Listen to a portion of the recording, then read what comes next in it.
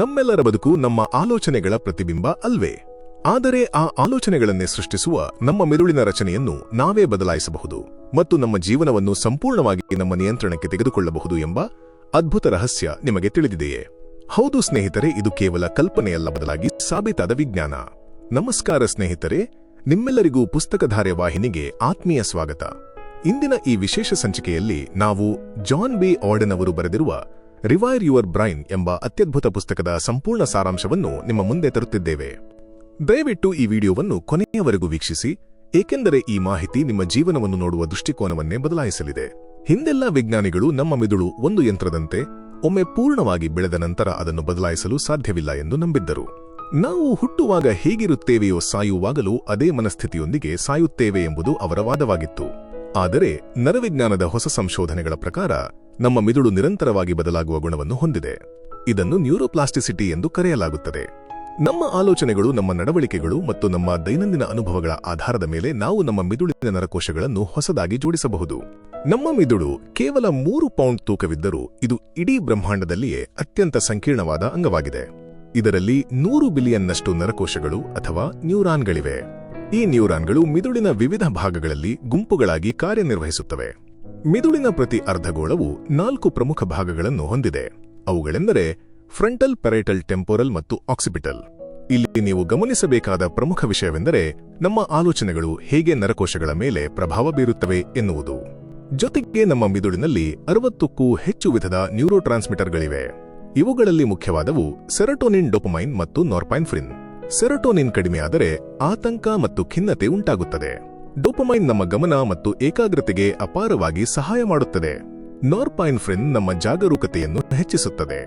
ಒಟ್ಟಿಗೆ ಬೆಂಕಿ ಹೊತ್ತಿಕೊಳ್ಳುವ ನರಕೋಶಗಳು ಒಟ್ಟಿಗೆ ತಂತಿಯಾಗುತ್ತವೆ ಎನ್ನುವುದು ನರವಿಜ್ಞಾನದ ಮೂಲಮಂತ್ರ.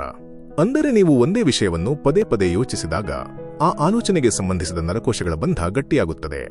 ನಿಮ್ಮ ಮಿದುಳನ್ನು ಸಕಾರಾತ್ಮಕವಾಗಿ ಮರುಜೋಡಿಸಲು ನೀವು 4 ಪ್ರಮುಖ ಹಂತಗಳನ್ನು ಪಾಲಿಸಬೇಕು. ಮೊದಲನೆಯದು ಗಮನ. ನೀವು ಏನನ್ನು ಕಲಿಯಲು ಅಥವಾ ನೆನಪಿಟ್ಟುಕೊಳ್ಳಲು ಬಯಸುತ್ತೀರೋ ಅದರ ಮೇಲೆ ತೀವ್ರವಾದ ಗಮನ ಹರಿಸಬೇಕು.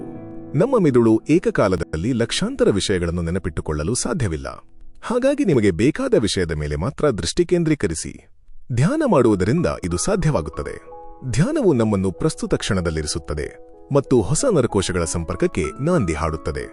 ಎರಡನೆಯದು ಪ್ರಯತ್ನ.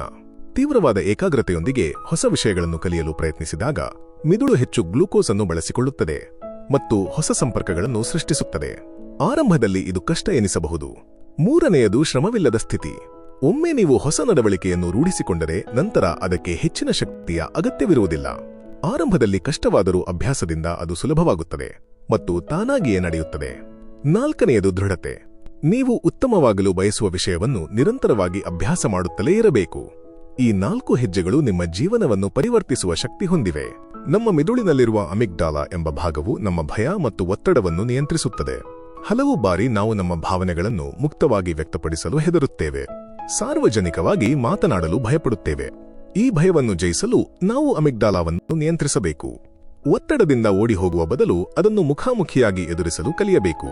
ಉಸಿರಾಟದ ವ್ಯಾಯಾಮಗಳನ್ನು ಮಾಡುವುದು ಅತ್ಯಂತ ಪರಿಣಾಮಕಾರಿ. ನಿಮ್ಮ ಹೃದಯದ ಬಡಿತ ವೇಗವಾದಾಗ ನೀವು ಹೆಚ್ಚಿನ ಒತ್ತಡದಲ್ಲಿದ್ದೀರಿ ಎಂದರ್ಥ. ಆ ಸಮಯದಲ್ಲಿ ನಿಮ್ಮ ಉಸಿರಾಟದ ವೇಗವನ್ನು ನಿಧಾನಗೊಳಿಸಿದಾಗ ನಿಮ್ಮ ಮಿದುಳು ಶಾಂತವಾಗುತ್ತದೆ. ಆಳವಾಗಿ 4 ಸೆಕೆಂಡುಗಳ ಕಾಲ ಉಸಿರು ತೆಗೆದುಕೊಂಡು 4 ಸೆಕೆಂಡುಗಳ ಕಾಲ ತಡೆಹಿಡಿದು ನಂತರ 6 ಸೆಕೆಂಡುಗಳ ಕಾಲ ನಿಧಾನವಾಗಿ ಉಸಿರನ್ನು ಹೊರಬಿಡುವ ಮೂಲಕ ನಿಮ್ಮ ನರಮಂಡಲವನ್ನು ನೀವು ತಕ್ಷಣವೇ ಶಾಂತಗೊಳಿಸಬಹುದು. ನಕಾರಾತ್ಮಕ ಆಲೋಚನೆಗಳು ನಿಮ್ಮ ಮಿದುಳನ್ನು ಸಂಪೂರ್ಣವಾಗಿ ದುರ್ಬಲಗೊಳಿಸುತ್ತವೆ. ನೀವು ಯಾವಾಗಲೂ ನಕಾರಾತ್ಮಕವಾಗಿ ಯೋಚಿಸುತ್ತಿದ್ದರೆ ನಿಮ್ಮ ಮಿದುಳು ಅದೇ ಮಾದರಿಯನ್ನು ಬಲಪಡಿಸುತ್ತದೆ. ಇದನ್ನು ಬದಲಾಯಿಸಲು ನೀವು ಸಕಾರಾತ್ಮಕ ಮನಸ್ಥಿತಿಯನ್ನು ನಿರ್ವಹಿಸಬೇಕು.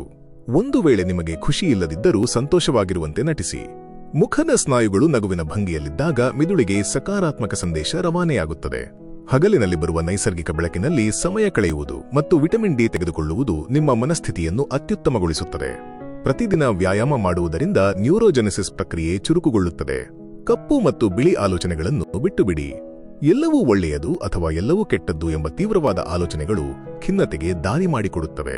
ಎಲ್ಲದರ ನಡುವೆ ಇರುವ ಬೂದು ಬಣ್ಣದ ಆಲೋಚನೆಗಳನ್ನು, ಅಂದರೆ ಸಮತೋಲನದ ಆಲೋಚನೆಗಳನ್ನು ಬೆಳೆಸಿಕೊಳ್ಳಿ. ಏಕಾಂಗಿತನವು ದುಃಖಕ್ಕೆ ಅತಿದೊಡ್ಡ ಕಾರಣವಾಗಿದೆ. ಹಾಗಾಗಿ ಜನರೊಂದಿಗೆ ಬೆರೆಯಿರಿ ಸಾಕು. ಮೈಂಡ್ಫುಲ್ನೆಸ್ ಅಥವಾ ಎಚ್ಚರದಿಂದಿರುವುದು ಪ್ರಸ್ತುತ ಕ್ಷಣದಲ್ಲಿ ಬದುಕುವ ಒಂದು ಅದ್ಭುತ ಕಲೆ. ಒಂದು ನದಿಯ ದಡದಲ್ಲಿ ನಿಂತು ನೀರಿನಲ್ಲಿ ತೇಲಿ ಹೋಗುವ ಎಲೆಗಳನ್ನು ನೋಡುವಂತೆ ನಿಮ್ಮ ಆಲೋಚನೆಗಳನ್ನು ಕೇವಲ ಗಮನಿಸಿ. ಆಲೋಚನೆಗಳಿಗೆ ಪ್ರತಿಕ್ರಿಯಿಸುವ ಬದಲು ಅವುಗಳನ್ನು ಸುಮ್ಮನೆ ವೀಕ್ಷಿಸಿ. ಇದರಿಂದ ನಿಮ್ಮ ಒತ್ತಡದ ಹಾರ್ಮೋನ್ಗಳು ಕಡಿಮೆಯಾಗುತ್ತವೆ ಮತ್ತು ನಿಮ್ಮ ಮಿದುಳಿನ ಪ್ರಿಫ್ರಂಟಲ್ ಕಾರ್ಟೆಕ್ಸ್ ಬಲಗೊಳ್ಳುತ್ತದೆ. ಪ್ರಿಫ್ರಂಟಲ್ ಕಾರ್ಟೆಕ್ಸ್ ನಮ್ಮ ತಾರ್ಕಿಕ ಆಲೋಚನೆಗಳಿಗೆ ಕಾರಣವಾಗಿದೆ. ಪ್ರತಿದಿನ ಬೆಳಿಗ್ಗೆ ಎದ್ದ ತಕ್ಷಣ 5 ನಿಮಿಷಗಳ ಕಾಲ ಆಳವಾದ ಉಸಿರಾಟದೊಂದಿಗೆ ಧ್ಯಾನ ಮಾಡುವುದು ಈ ಪ್ರಕ್ರಿಯೆಯ ಮೊದಲ ಹೆಜ್ಜೆಯಾಗಿದೆ. ನೆನಪಿನ ಶಕ್ತಿ ಎನ್ನುವುದು ನಾವೆಲ್ಲರೂ ಹುಟ್ಟಿನಿಂದ ಪಡೆದುಕೊಂಡು ಬಂದ ಸ್ಥಿರ ಆಸ್ತಿಯಲ್ಲ. ಅದನ್ನು ವ್ಯಾಯಾಮದ ಮೂಲಕ ಖಂಡಿತವಾಗಿಯೂ ಹೆಚ್ಚಿಸಬಹುದು. ನೆನಪಿನಲ್ಲಿ ಹಲವು ವಿಧಗಳಿವೆ. ಶಬ್ದಾರ್ಥದ ನೆನಪು ಭಾಷಾ ಆಧಾರಿತ ಮಾಹಿತಿಯಾಗಿದೆ. ಎಪಿಸೋಡಿಕ್ ನೆನಪು ನಮ್ಮ ಹಿಂದಿನ ಘಟನೆಗಳ ಸರಣಿಯಾಗಿದೆ. ನಾವು ಸೈಕಲ್ ಓಡಿಸುವುದನ್ನು ಕಲಿಯುವುದು ಪ್ರಾಯೋಗಿಕ ನೆನಪು ಎನಿಸಿಕೊಳ್ಳುತ್ತದೆ. ನೆನಪಿನ ಶಕ್ತಿಯನ್ನು ಹೆಚ್ಚಿಸಲು ಲೇಖಕರು 4 ಸುಲಭ ತಂತ್ರಗಳನ್ನು ನೀಡಿದ್ದಾರೆ. 1 ಪೆಗ್ಸ್. ಇದು ಒಂದು ಪದವನ್ನು ಇನ್ನೊಂದು ಪದದೊಂದಿಗೆ ಸಂಯೋಜಿಸುವ ವಿಧಾನ. ನೀವು ನೆನಪಿಟ್ಟುಕೊಳ್ಳಬೇಕಾದ ಪದವನ್ನು ನಿಮಗೆ ಈಗಾಗಲೇ ತಿಳಿದಿರುವ ಕೊಂಡಿಯೊಂದಿಗೆ ಸೇರಿಸಿ. 2 ಲೋಸಿ. ಇದು ಸ್ಥಳದ ಆಧಾರದ ಮೇಲೆ ನೆನಪಿಟ್ಟುಕೊಳ್ಳುವ ತಂತ್ರ. ನಿಮ್ಮ ನೆನಪುಗಳನ್ನು ಒಂದು ನಿರ್ದಿಷ್ಟ ಸ್ಥಳದೊಂದಿಗೆ ಅಥವಾ ಜಾಗದೊಂದಿಗೆ ಜೋಡಿಸಿ. ಆ ಸ್ಥಳವನ್ನು ಕಲ್ಪಿಸಿಕೊಂಡ ತಕ್ಷಣ ವಿಷಯ ನೆನಪಾಗುತ್ತದೆ. 3 ಕಥೆಯ ಕೊಂಡಿಗಳು. ಹಿಂದಿನ ಕಾಲದಿಂದಲೂ ಕಥೆಗಳು ನಮ್ಮ ಸಂಸ್ಕೃತಿಯ ಅವಿಭಾಜ್ಯ ಅಂಗವಾಗಿವೆ. ಕಷ್ಟಕರವಾದ ಮಾಹಿತಿಯನ್ನು ಒಂದು ಕಥೆಯ ರೂಪದಲ್ಲಿ ಪೋಣಿಸಿದರೆ ಅದು ಬಹಳ ಬೇಗ ಮತ್ತು ದೀರ್ಘಕಾಲ ನೆನಪಿನಲ್ಲಿ ಉಳಿಯುತ್ತದೆ. 4 ಲಿಂಕ್ಸ್. ಚಿತ್ರಗಳನ್ನು ಮತ್ತು ಕಲ್ಪನೆಗಳನ್ನು ಒಂದಕ್ಕೊಂದು ಸರಪಳಿಯಂತೆ ಬೆಸೆದು ನೆನಪಿಟ್ಟುಕೊಳ್ಳುವ ತಂತ್ರ ಇದು. ಜೀವನದಲ್ಲಿ ಕಷ್ಟಗಳು ಬಂದಾಗ ಕುಸಿದು ಹೋಗದೆ ಮರಳಿ ಏಳುವ ಶಕ್ತಿಯೇ ಸ್ಥಿತಿಸ್ಥಾಪಕತ್ವ ಅಥವಾ ರೆಸಿಲಿಯನ್ಸ್. ಇದು ಸಹ ನಿಮ್ಮ ಮಿದುಳಿನ ಮರುಜೋಡಣೆಗೆ ಅಪಾರ ಸಹಾಯ ಮಾಡುತ್ತದೆ. ಕಷ್ಟಗಳನ್ನು ಅಡೆತಡೆಗಳಾಗಿ ನೋಡದೆ ಬೆಳೆಯಲು ಸಿಕ್ಕ ಅವಕಾಶಗಳಾಗಿ ನೋಡಿ. ನಿಮ್ಮ ದೈನಂದಿನ ಜೀವನದಲ್ಲಿ ಕೆಟ್ಟ ಅಭ್ಯಾಸಗಳನ್ನು ಬಿಟ್ಟು ಒಳ್ಳೆಯ ಅಭ್ಯಾಸಗಳನ್ನು ಅಳವಡಿಸಿಕೊಳ್ಳುವುದು ಅತ್ಯಂತ ಮುಖ್ಯ.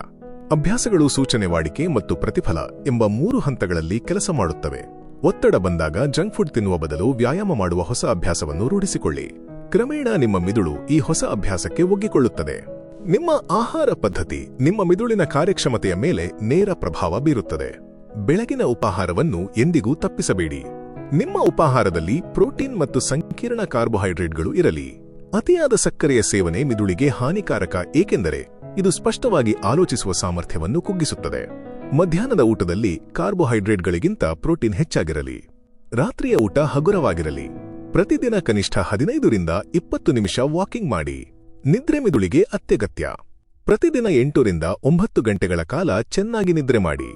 ಮಲಗುವ ಕೋಣೆಯಲ್ಲಿ ಶಾಂತ ವಾತಾವರಣವಿರಲಿ. ಮಲಗುವ ಮುನ್ನ ಮೊಬೈಲ್ ಅಥವಾ ಕಂಪ್ಯೂಟರ್ ಬಳಸಬೇಡಿ. ಮಲಗುವ ಮುನ್ನ 3 ರಿಂದ 6 ಗಂಟೆಗಳ ಮೊದಲು ವ್ಯಾಯಾಮ ಮಾಡುವುದು ಒಳ್ಳೆಯದು.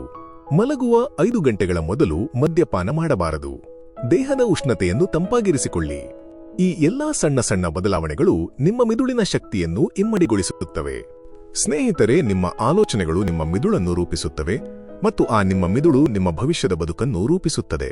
ಈ ಪುಸ್ತಕದಲ್ಲಿ ತಿಳಿಸಿರುವ ಸರಳ ಆದರೆ ಅತ್ಯಂತ ಶಕ್ತಿಯುತವಾದ ವಿಧಾನಗಳನ್ನು ನಿಮ್ಮ ದೈನಂದಿನ ಜೀವನದಲ್ಲಿ ಅಳವಡಿಸಿಕೊಳ್ಳಿ. ನಿಮ್ಮಲ್ಲಿರುವ ನಕಾರಾತ್ಮಕತೆಯನ್ನು ಸಂಪೂರ್ಣವಾಗಿ ಹೋಗಲಾಡಿಸಿ ಸಕಾರಾತ್ಮಕತೆಯತ್ತ ಧೈರ್ಯದಿಂದ ಹೆಜ್ಜೆ ಹಾಕಿ. ನಿಮ್ಮ ಮಿದುಳನ್ನು ಬದಲಾಯಿಸುವ ಶಕ್ತಿ ನಿಮ್ಮ ಕೈಯಲ್ಲೇ ಇದೆ. ಈ ವಿಡಿಯೋ ನಿಮಗೆ ಇಷ್ಟವಾಗಿದ್ದರೆ ದಯವಿಟ್ಟು ಲೈಕ್ ಮಾಡಿ. ನಿಮ್ಮ ಅನಿಸಿಕೆಗಳನ್ನು ತಪ್ಪದೆ ಕಮೆಂಟ್ ಮಾಡಿ ಮತ್ತು ನಿಮ್ಮ ಆಪ್ತ ಸ್ನೇಹಿತರೊಂದಿಗೆ ಹಂಚಿಕೊಳ್ಳಿ. ಪುಸ್ತಕಧಾರೆ ವಾಹಿನಿಗೆ ಸಬ್ಸ್ಕ್ರೈಬ್ ಆಗುವುದನ್ನು ಮರೆಯದಿರಿ. ನಿಮ್ಮ ಪ್ರೋತ್ಸಾಹವೇ ನಮಗೆ ಅತಿ ದೊಡ್ಡ ಬೆಂಬಲ. ಮುಂದಿನ ವಿಡಿಯೋದಲ್ಲಿ ಮತ್ತೊಂದು ಅದ್ಭುತ ಪುಸ್ತಕದ ಸಾರಾಂಶದೊಂದಿಗೆ ನಿಮ್ಮ ಮುಂದೆ ಬರುತ್ತೇವೆ. ಅಲ್ಲಿಯವರೆಗೂ ಕಲಿಯುತ್ತಿರಿ, ಬೆಳೆಯುತ್ತಿರಿ ಮತ್ತು ನಿಮ್ಮ ಮಿದುಳಿನ ಅಪಾರ ಶಕ್ತಿಯನ್ನು ಅರಿಯುತ್ತಿರಿ. ನಿಮ್ಮೆಲ್ಲರಿಗೂ ತುಂಬು ಹೃದಯದ ಧನ್ಯವಾದಗಳು.